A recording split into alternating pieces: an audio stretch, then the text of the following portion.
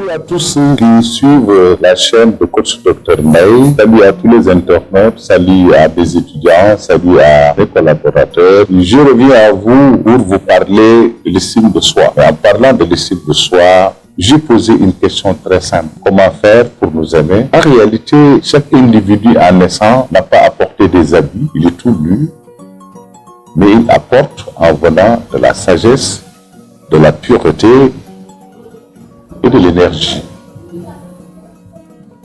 Au fil du temps, avec les expériences, les contacts, les relations et les suggestions négatives, malheureusement, certains individus arrivent à ne plus estimer leur propre personne, à ne vouer aucun amour à leur propre personne, et très facilement, ils tombent dans ce que j'appelle le gouffre de la vie.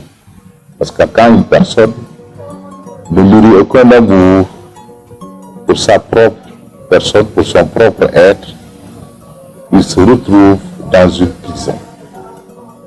Et cette prison, elle est plus dure à vivre, elle est terrible, elle est pleine de ténèbres.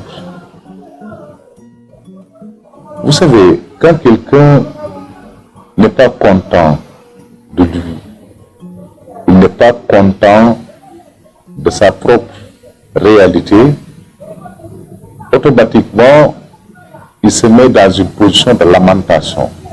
Par exemple, qu'est-ce que j'ai fait à Dieu? On l'entend souvent dans ma société. Je n'ai aucune possibilité par rapport à ce que je vis. Je suis condamné à échouer. Je ne pense pas que l'avenir me réserve une réussite. Je ne pense pas être capable de passer les épreuves que je suis en train de surmonter. Je n'ai plus rien. Vous avez vu, toutes ces négations, en les prononçant, montrent que nous avons perdu l'estime de soi. Alors que l'estime de soi est un potentiel. Quand vous estimez votre propre être, ça vous pousse à être capable de comprendre que vous pouvez tout réussir. Même quand vous êtes issu d'une famille pauvre, si vous décidez d'être riche, vous aurez de la richesse. Mais très souvent, si on perd l'estime de soi, on développe un état d'esprit, une attitude, une mentalité de victime. On n'a plus envie d'être avec les gens, on n'a plus envie de faire de bons jugements sur les personnes, on n'a plus envie de montrer que nous avons notre personnalité. Au contraire, on préfère s'isoler, et tout en s'isolant, on passe tout notre temps à critiquer. Donc, lorsque vous arrivez à un moment où vous critiquez tout, sachez qu'en critiquant, vous êtes en train de rompre avec votre propre état, vous êtes en train de développer un manque d'estime en vous-même. Oui, parce que souvent, avec les expériences, nous enregistrons dans notre mémoire des pensées tellement négatives, et souvent, quand le passé nous suit, on vit difficilement le présent. Il y a des gens qui ont des problèmes, ils ne peuvent pas se débarrasser du passé, alors que le passé, on ne le maîtrise pas. Il est déjà passé. Le futur, on ne le maîtrise pas, il n'est pas encore arrivé. Donc, le vrai pouvoir, c'est le présent. D'où la nécessité, donc, de comprendre que quand on perd l'estime de soi, c'est comme un jeu. Un individu qui perd l'estime de soi, très souvent, observez-le, il est colérique, il est tout le temps en colère. Et c'est ça qui fait que son langage n'est plus doux, il n'est pas positif. Et il passe tout son temps à critiquer les autres. Même quand il voit quelqu'un qui a réussi, il a tendance à critiquer le fait que cet individu est riche. Tiens, il a de l'argent. Mais ces hommes riches, ils sont méchants. Ces hommes riches, ils ne pensent qu'à eux, ils sont mauvais. Alors que quelqu'un qui a de l'estime de soi, il dit, ah tiens, j'aurais bien aimé que ce monsieur continue à encore avoir plus d'argent. J'aurais aimé que ce monsieur continue à garder sa puissance pour pouvoir aider d'autres personnes. J'aurais aimé devenir comme ce monsieur et pouvoir faire tout pour moi, aider les autres, etc. Ça, c'est le sujet colérique. Mais aussi, au-delà de ça, quand vous perdez votre estime de soi, vous avez peur. Par moment même, vous doutez que vous êtes en train de vivre. Vous pensez que vous êtes mort. D'ailleurs, dans la tradition, alors vous entendez quelqu'un dire « la mort vaut mieux que ma vie ».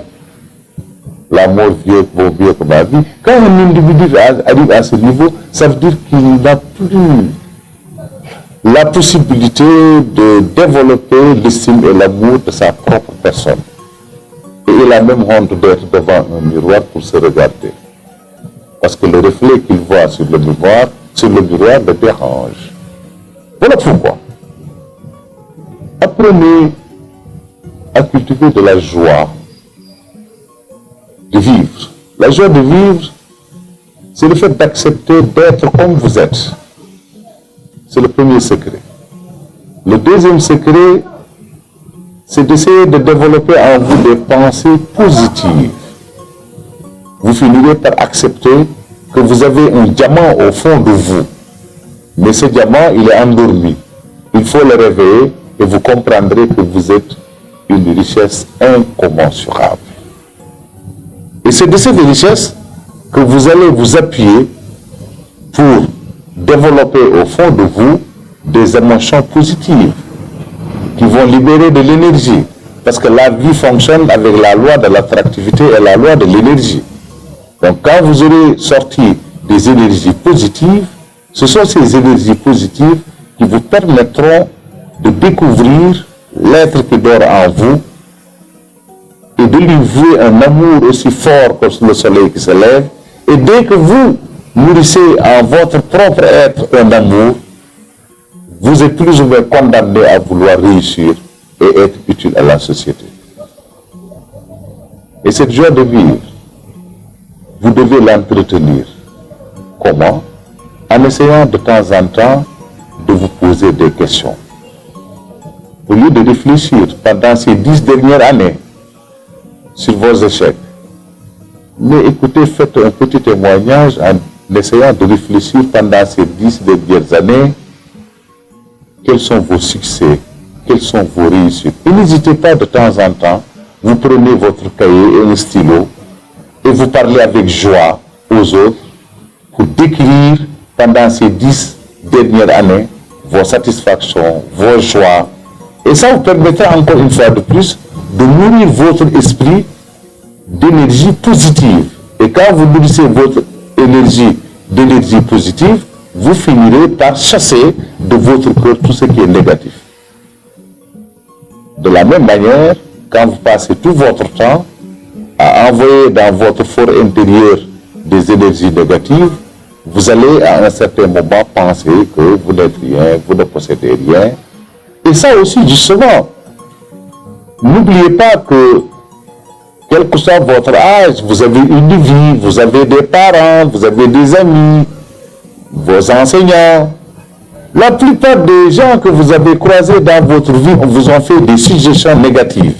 À l'école, un maître qui dit à son élève, si tu continues comme ça, tu ne vas pas réussir, tu es distrait, tu es indiscipliné, tu es nul. Voilà autant de suggestions négatives. Quand on l'enregistre, ça va le suivre toute sa vie. Et s'il ne cherche pas à s'en débarrasser, ça s'installe comme un capital. Ça veut dire que certains d'entre nous ont un capital négatif qui les suit et qui les empêche de réussir. Mais si vous décidez de vous débarrasser de ce capital, ben écoutez, vous allez être ce que vous voulez. Du genre, dans votre entourage, on vous dit, toi, je ne pense pas que tu puisses réussir. Toi, je ne pense pas que tu puisses faire quelque chose. Tu ne pourras jamais être quelqu'un dans cette société. Ça, c'est des suggestions négatives. Et attention, ces suggestions négatives quand on les donne à un enfant jusqu'à l'âge de 18 ans, ça le marque. Et il a tendance à les intérioriser dans le magasin de ses émotions. Et vous savez, quand on veut faire quelque chose, on est obligé dans le tabernacle de l'émotion pour puiser de l'énergie. Mais certains individus ne trouvent dans leur cœur que des énergies négatives. Voilà pourquoi, de temps en temps, il faut vous débarrasser de ces suggestions négatives. D'ailleurs, nos parents nous éduquent, ils n'ont pas appris dans aucune école comment on éduque un enfant. Ils sont nourris uniquement par des intentions, par une volonté de parfaire un enfant. Mais il peut y avoir beaucoup d'erreurs dans l'acte éducatif. Parce qu'on peut, à travers une éducation, cultiver chez un enfant des énergies négatives. Mais quand on arrive à un certain moment, vous pouvez commencer dès aujourd'hui, si vous me comprenez. Dès aujourd'hui, entrez au fond de vous et essayez de vous débarrasser des énergies négatives. En vous débarrassant de ces énergies négatives, vous développez une émotion positive qui est à la base des attitudes et des comportements que vous adoptez par rapport à la vie. La vie, elle est belle. La vie est belle parce que très souvent, nous ne prenons pas le temps de nous interroger sur nous-mêmes, de nous interroger sur notre environnement et sur la vie. C'est pourquoi nous ne pouvons pas percevoir la beauté de la vie. Mais le jour où vous suivez cette logique que je partage, vous allez vous débarrasser des obstacles, des contraintes et même des problèmes. Et ne pas avoir peur d'échouer. Parce que quand vous faites quelque chose, vous échouez, ne dites pas que vous avez perdu. Non, vous n'avez pas atteint votre objectif, mais vous avez eu quelque chose de plus fort, c'est le capital connaissance. Quand vous mobilisez ce capital connaissance pour évoluer, vous allez vous transformer, vous allez vous changer. En définitive, ce qui est le plus important à travers cette communication à cerner, c'est que l'individu, tant qu'il ne développe pas pour lui-même un amour fort, il ne sera jamais capable de comprendre qu'il est utile à la société, il est utile à sa famille, il est utile à l'humanité.